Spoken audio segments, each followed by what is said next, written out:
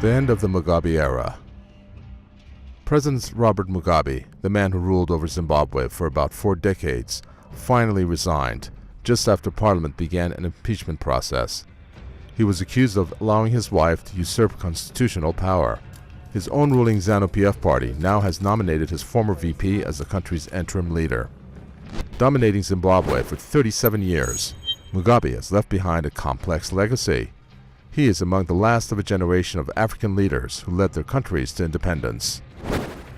In the 1950s and early 1960s, he became involved in the national liberation struggle. He was imprisoned in 1964 for an entire decade by the racist settler colonial regime.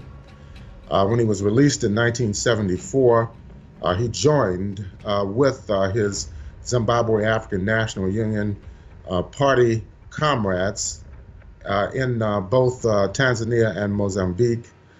He led, along with Joshua Nkomo, the leader of the Zimbabwe African People's Union, the Zimbabwe delegation to the Lancaster House agreement talks in December of 1979, in which an agreement for a transfer of power from the white minority to the African majority was concluded. Land reforms and the indigenization were dominant features of Mugabe's economic initiatives. He pioneered the land reform program in Zimbabwe, which transferred millions of hectares of land from the white settlers to the African majority in 2000. He has been attempting, along with ZANU-PF, to implement an indigenization law, which will require that 51% of all corporations or investments established in Zimbabwe have 51% local ownership. Despite some allegations about treating his opponents with an iron fist, Mugabe is generally regarded as a national hero. He also became famous for being an anti-colonial figure. The chairperson of the African Union Commission has said, "President Mugabe will be remembered as a fearless Pan-Africanist liberation fighter and the father of the independent Zimbabwean nation."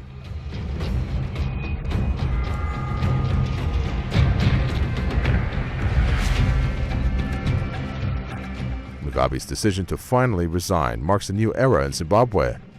However, uncertainty about the country's future is a cause for concern.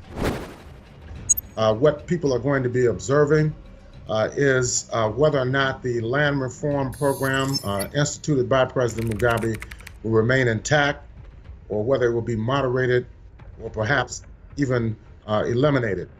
Also, the indigenization policies, will they be maintained or will they be rolled back? Now with Zimbabwe on the verge of its first transition of power since independence, China appears among the biggest winners as the country's close ally, and other countries have to compete with this economic giant over new opportunities in Zimbabwe, which once was the breadbasket of Africa. Mugabe developed closer ties with Beijing under a Look East policy when Western countries imposed sanctions on his country in 2001. He famously said, "We have turned east where the sun rises and have given our backs to the west where the sun sets."